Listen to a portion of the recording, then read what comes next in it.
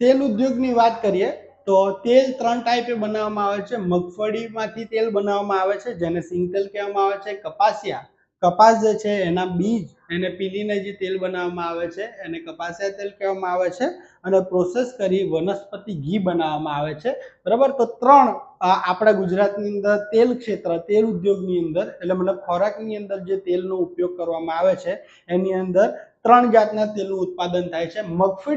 મગફળી તેલ બનાવવા માટે ખ્યાલ છે આપણને કે ભાઈ જુનાગઢની અંદર મગફળી સૌથી વધારે થાય છે, એટલા માટે મગફળીમાંથી તેલ બનાવવાનો ઉદ્યોગ પણ સૌરાષ્ટ્રની આજુબાજુ શું થયો હશે, ફેલાયો હશે. એટલા માટે જોઈએ કે મગફળીનું તેલ બનાવવા માટે જુનાગઢ, રાજકોટ, અમરેલી, ભાવનગર અને પોરબંદર જેવા જે જિલ્લાઓ છે જે ત્યાં આગળ આપણને મગફળીનું તેલ છે તેલ જોવા મળે છે. બરાબર, કપાસિયાની વાત કરીએ તો મહેસાણા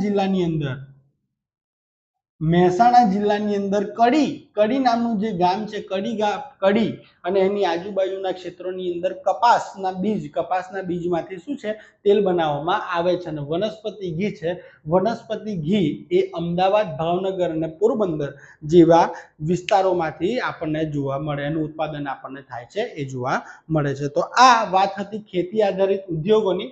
હવે આપણે નવો એક ટોપિક ચાલુ કરીશું, જંગલો. ગુજરાતની જંગલ સંપત્તિ અને ગુજરાતમાં જંગલ આધારિત ઉદ્યોગો જે છે એ ઉદ્યોગોની આપણે વાત કરવાના છે. તો ગુજરાતની જંગલ સંપત્તિની વાત કરીએ આપણે. ગુજરાતની જંગલ સંપત્તિ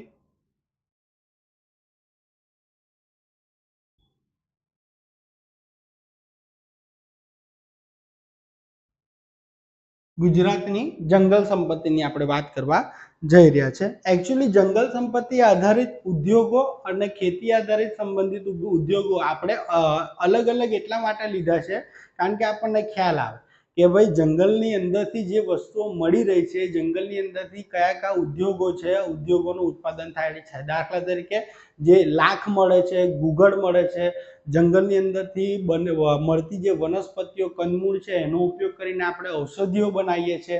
ટર્પેન્ટાઇન કેમનું બનાવે છે, જંગલની અંદરથી મળતા જે લાકડા છે એની અંદરથી આપણને કોલસા કેવી રીતે બનાવવામાં આવે છે, એ બધા ઉદ્યોગો એની અંદર એનો સમાવેશ થાય છે.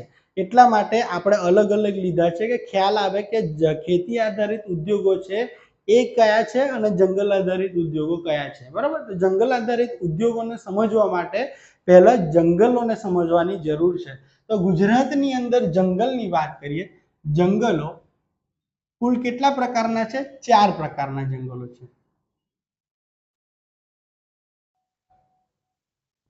પહેલા છે ભેજવાળા પાનખર જંગલો, બીજું છે સૂકા પાનખર જંગલો, ત્રીજું છે સૂકા જંગલો અને ચોથું છે મેંગ્રોવ જંગલો. ગુજરાતની વાત કરીએ તો નવા ડેટા પ્રમાણે ગુજરાત જે છે, ગુજરાતની અંદર 11.03% કેટલા છે? 11.03% જંગલો ગુજરાતની અંદર આવેલા છે. એની અંદર ગુજરાતની અંદર અલગ અલગ વિભાગોની અંદર જે આપણને જંગલો મળે છે એ જંગલોના આપણે બાયફર્ગેશન આપણે એને 4 ભાગમાં વહેંચેલા છે. ભેજવાળા પાનખર જંગલો, એની વિશેષતા શું છે? તો જે જગ્યાએ 120 સેન્ટીમીટર કરતા વધારે વરસાદ પડતો હોય, જે જગ્યાએ 120 સેન્ટીમીટર કરતા વધારે વરસાદ પડતો હોય તો એવી જગ્યાએ તમને જે જંગલો જોવા મળે છે એ જંગલોને ભેજવાળા પાનખર જંગલો તરીકે ઓળખવામાં આવે છે. આનું એક વિશેષતા એ છે કે માર્ચ અને એપ્રિલ મહિનામાં એ શું કરે છે? પાન ખેરવે છે. માર્ચ અને એપ્રિલ મહિનાનો જે સમયગાળો છે એ દરમિયાન પાનખર ઋતુ આવે છે. એ સમય દરમિયાન ત્યાં અંદર રહેલા જે વૃક્ષો છે, વૃક્ષો પોતાના પાન શું કરે છે?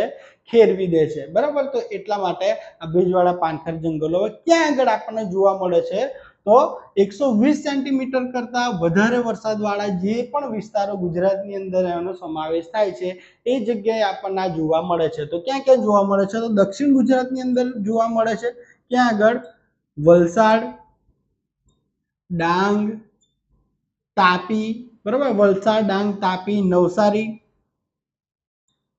એ બધી જગ્યાએ આપણને જોવા મળે છે. આમ જોવા જઈએ તો અંબિકા નદીથી દક્ષિણનો ભાગ છે, દક્ષિણ ગુજરાતનો ભાગ છે, ત્યાં આગળ આપણને આ જંગલો જોવા મળે છે. સાથે સાથે સૌરાષ્ટ્રના અમુક ભાગોની અંદર પણ જોવા મળે છે.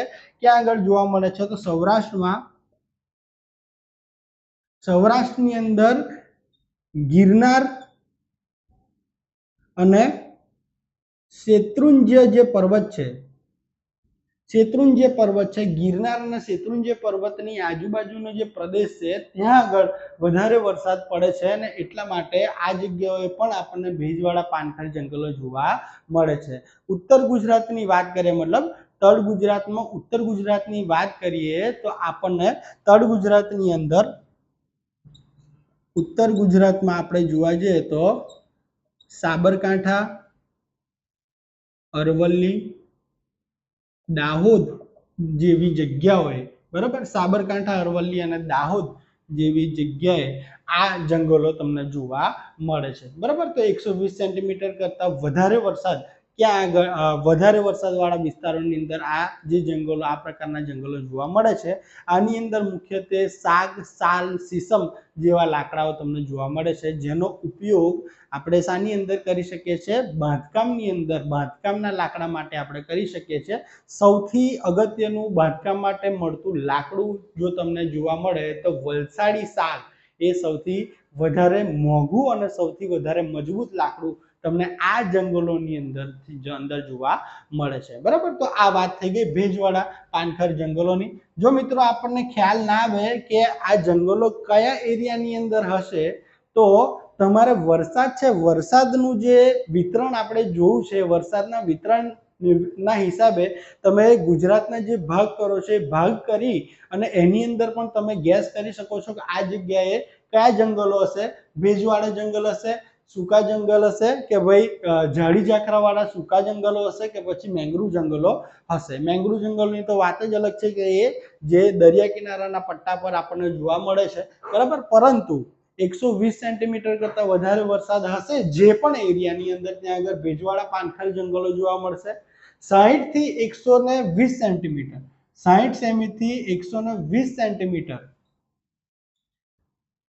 વાળો જે વરસાદ વાળો એરિયા હશે ત્યાં આગળ તમને શું જોવા મળશે? સૂકા પાનખર જંગલો તમને જોવા મળશે. બરાબર, એની ખાસિયત શું છે? તો એવી જગ્યાએ જ્યાં આગળ 60 થી 120 સેન્ટીમીટર વચ્ચે વરસાદ પડતો હોય એ જગ્યાએ તમને જોવા મળે છે. વાંસ જેવા છે, વાંસ છે, ટીમરું છે, સાગ છે, સાદળ છે, અર્જુન સાદળ છે, એવા બધા વૃક્ષો તમને આ જગ્યાએ જોવા મળે છે. સૂકા પાનખર જંગલોની એક વિશેષતા એ છે કે ત્યાં આગળ તમને ઘાસના મેદાન જોવા મળે છે, જેને સવાના પ્રકારનું મેદાન તમને ત્યાં આગળ જોવા મળે છે. ઘાસના મેદાનો, મોટા મોટા ઘાસના મેદાનો તમને ત્યાં આગળ જોવા મળે છે. ક્યાં આગળ મળે છે એની વાત કરી લઈએ તો સૌરાષ્ટ્રની અંદર જામનગર, જુનાગઢ, રાજકોટનો દક્ષિણનો ભાગ, આ બધી જગ્યાએ તમને જોવા મળે છે. ઉત્તર ગુજરાતની અંદર પંચમહાલ, અરવલ્લી, પંચમહાલ છે, અરવલ્લી, એ જગ્યાએ તમને જોવા મળે છે. બરાબર છે, પંચમહાલ સાબરકાંઠાની અંદર પણ તમને જોવા મળે છે, સાબરકાંઠાની અંદર જોવા મળે છે. અને દક્ષિણ ગુજરાતની વાત કરીએ તો વડોદરા છે, સુરત છે, ભરૂચ છે, એ બધા જિલ્લાઓની અંદર તમને શું જોવા મળે છે? આ જંગલો જોવા મળે છે. બરાબર, આ બધા જંગલો તમને જોવા મળે છે. સૂકા જંગલોની વાત કરીએ તો જ્યાં આગળ 60 સેન્ટીમીટર કરતા ઓછો વરસાદ પડતો હોય, જ્યાં આગળ 60 સેન્ટીમીટર કરતા ઓછો વરસાદ પડતો હોય ત્યાં આગળ તમને આ પ્રકારના જંગલો જોવા મળે છે. કયા જંગલો? સૂકા જંગલો જોવા મળે છે. આ જંગલોની વિશેષતા એવી છે કે અહીંયા આગળ મળનારા જે તમને વૃક્ષો છે, વૃક્ષોના પાન નાના હોય, પ્લસ એમની ઉપર કાંટા તમને જોવા મળે છે. દાખલા તરીકે બોરડી થઈ ગઈ, થોર થઈ ગઈ અને બીજા જે ઝાડી ઝાંખરા વાળા જે વનસ્પતિઓ છે એ તમને ત્યાં આગળ જોવા મળે. કેમ? કારણ કે પાણી અહીંયા આગળ ઓછું પડે છે, 60 સેન્ટીમીટર કરતાં ઓછું મળે છે. એટલે બોરડી છે, થોર છે, એવા બધા વૃક્ષો તમને અહીંયા આગળ જોવા મળે છે. ક્યાં આગળ છે?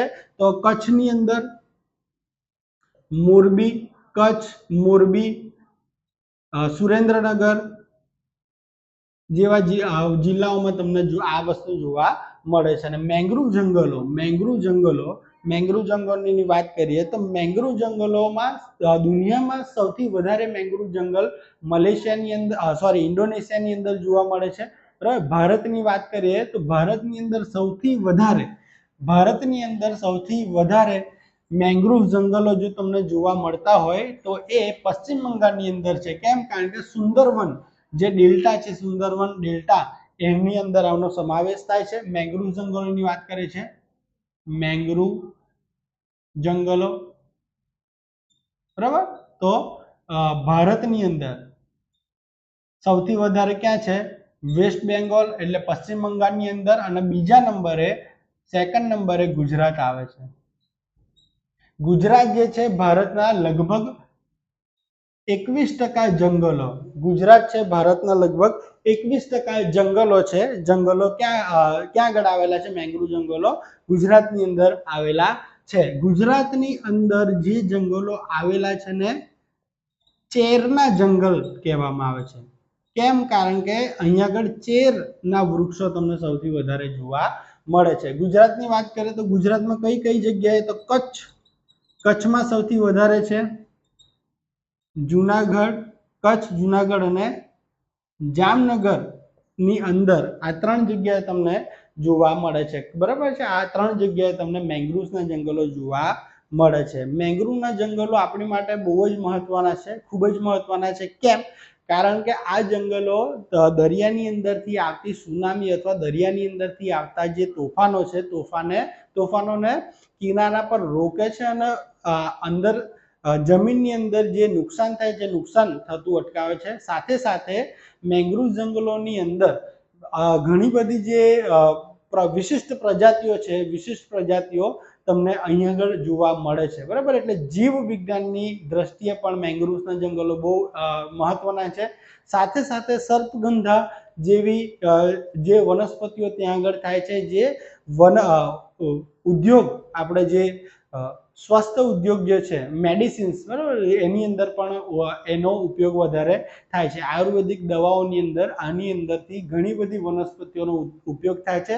અને સાથે સાથે જે વહાણવટા માટે જે વાહનો છે, વાહણો જે છે, વહાણવટા ઉદ્યોગ માટે જે વહાણો બનાવવા માટેનું લાકડું પણ આપણને ક્યાંથી મળે છે? એ આપણને મેંગ્રુવના જંગલોમાંથી મળે છે. તો આ 4 પ્રકારના જંગલો છે કે જે ગુજરાતની અંદર આપણને જોવા મળે છે.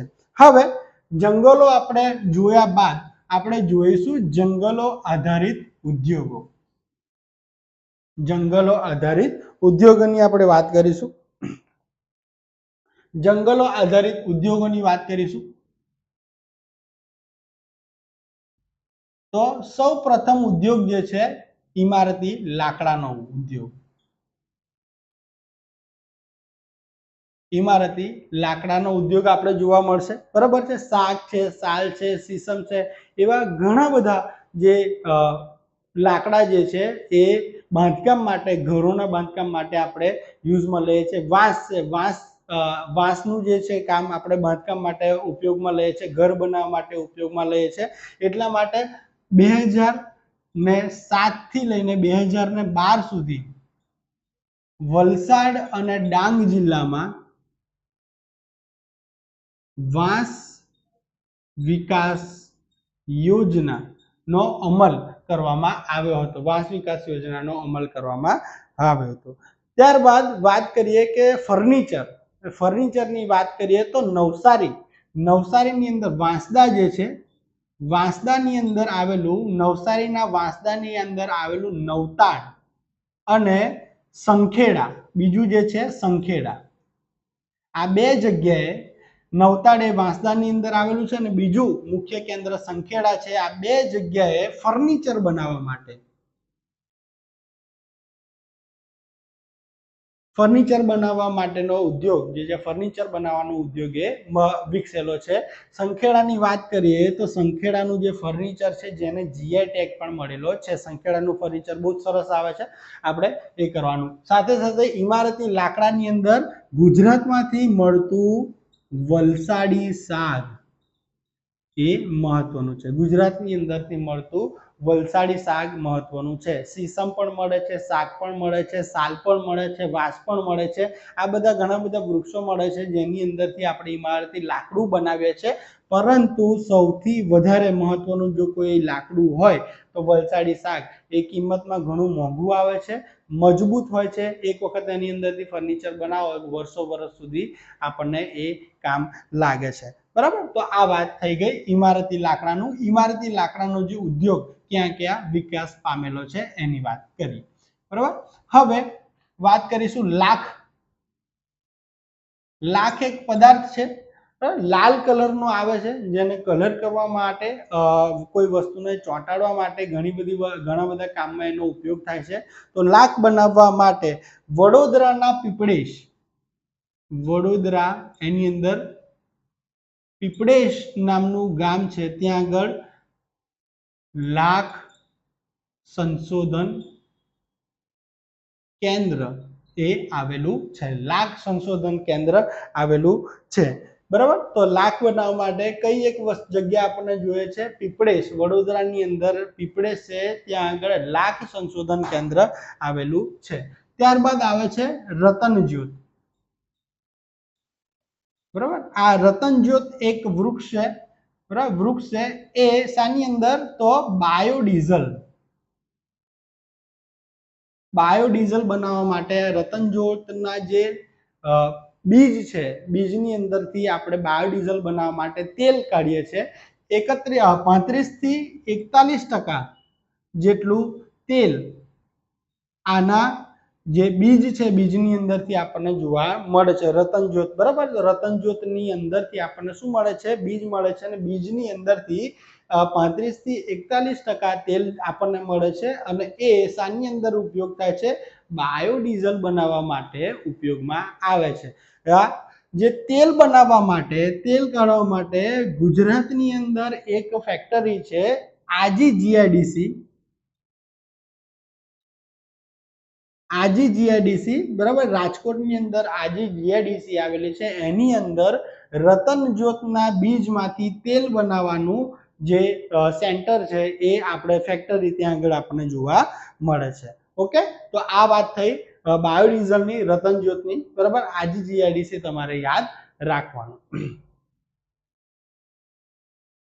હવે આવે છે કાથો. કાથો બનાવવાનો ઉપયોગ. કાથો, તો કાથો શાની અંદર યુઝ થાય છે? ઘણી બધી વસ્તુમાં પાવડર તરીકે પણ યુઝ થાય છે, પાન બનાવવામાં પણ કાથો ઉપયોગ થાય છે. તો કાથો ક્યાં શામાંથી બને છે? ખેરનું વૃક્ષ. ખેરના વૃક્ષની અંદરથી કાથો આપણને બનાવવામાં આવે છે. અને કાથો બનાવવા માટે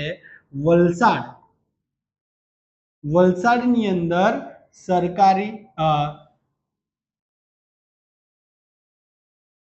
સરકારી ફેક્ટરી આવેલી છે. વલસાડની અંદર સરકાર વન વિભાગ દ્વારા કાર્યરત એક ફેક્ટરી આવેલી છે.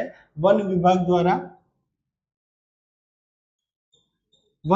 દ્વારા કાર્યરત ફેક્ટરી છે, ક્યાં આગળ? વલસાડ છે, જે ખેરના વૃક્ષની અંદરથી કાથા બનાવવાનું કામ કરી રહી છે. ત્યારબાદ આવે છે ઔષધિ ઉદ્યોગ.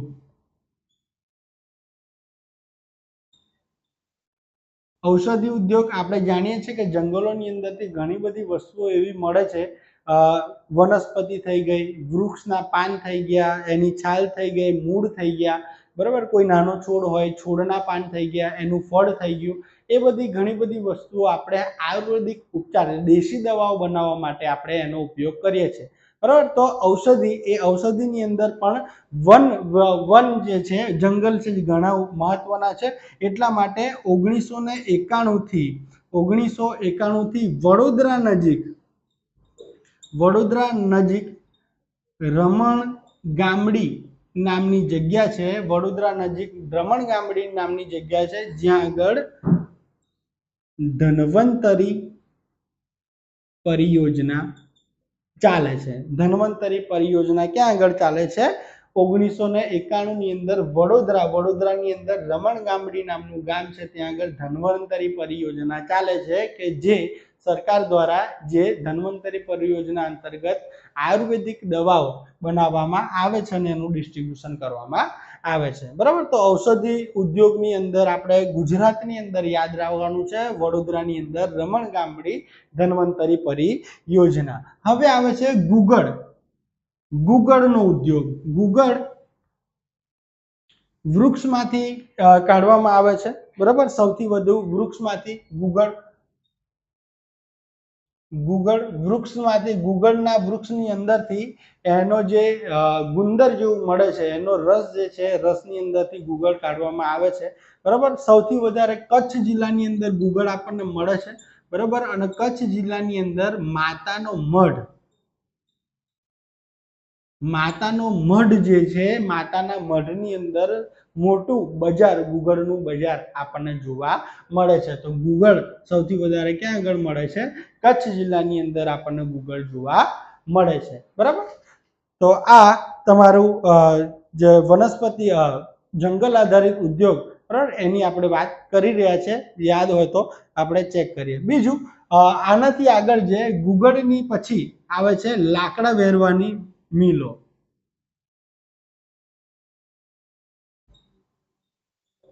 તો લાકડા વેરવાની મિલો સૌથી વધારે ક્યાં આગળ આવેલી છે? તો અમદાવાદ અને ખેડા જિલ્લાની અંદર આવેલી છે. અમદાવાદ અને ખેડા જિલ્લામાં સૌથી વધારે લાકડા વેરવાની મિલો.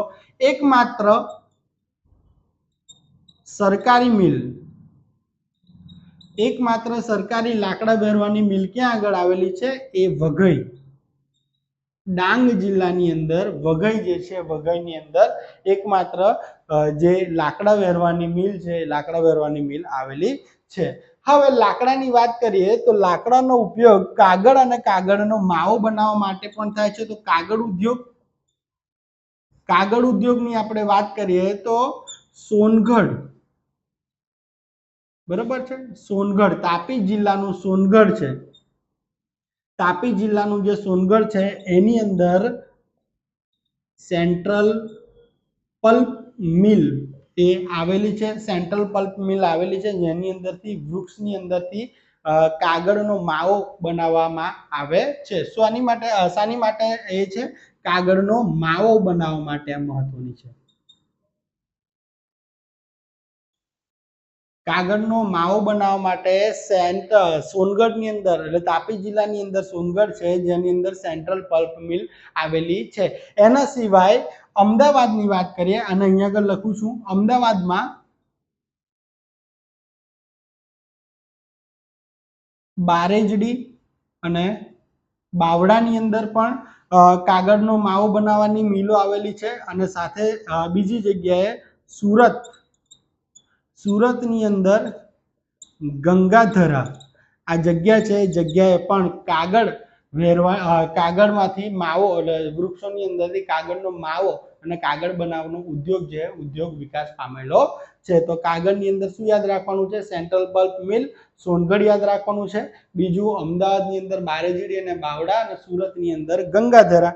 આટલી વસ્તુ તમારે યાદ રાખવાની છે. બરાબર. હવે આવે છે રેયોન ઉદ્યોગ.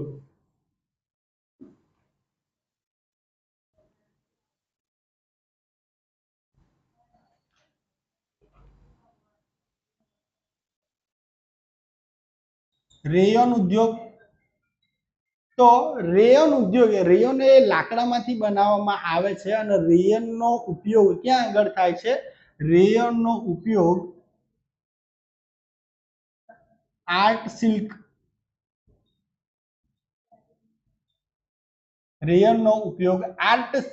સિલ્કનું જે કાપડ છે, કાપડ બનાવવા માટે થાય છે. બરાબર છે. રેયોન લાકડામાંથી મેળવવામાં આવે છે. લાકડામાંથી બનાવવામાં આવે છે અને એનો ઉપયોગ શું થાય છે?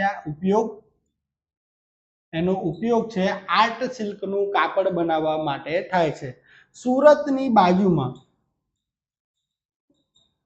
ઉધના અને વેરાવળ આ બે જગ્યાએ, બરાબર, સુરતની બાજુમાં ઉધના અને વેરાવળ બે જગ્યાએ રેયોન બનાવવા માટેના કારખાનાઓ આવેલા છે. બરાબર, બે જગ્યાએ રેયોન બનાવવા માટેના કારખાના આવેલા છે.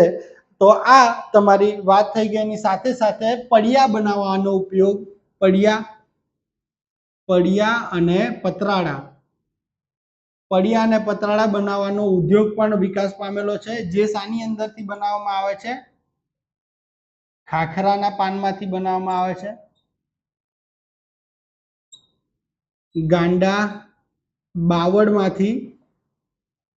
ગાંડા બાવળની અંદરથી શું બનાવવામાં આવે છે?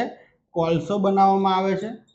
બરાબર, ગાંડા બાવળની અંદરથી કોલસો બનાવવાનો આવે છે. અને આપણને ખ્યાલ છે કે ફળ અને ફળાદી જે મળે છે આપણને વાડીઓમાંથી, એ પેક કરવા માટે શાની અંદર? તો ગણદેવી અને જુનાગઢની અંદર એના ફળ પેકિંગના બિઝનેસ છે એ નીકળેલા છે. તો આ વસ્તુ આપણે જોવાની છે કે ભાઈ કયા કયા ઉદ્યોગોનો વિકાસ થયો છે અને એના મહત્વના કેન્દ્રો ક્યાં આગળ આવેલા છે.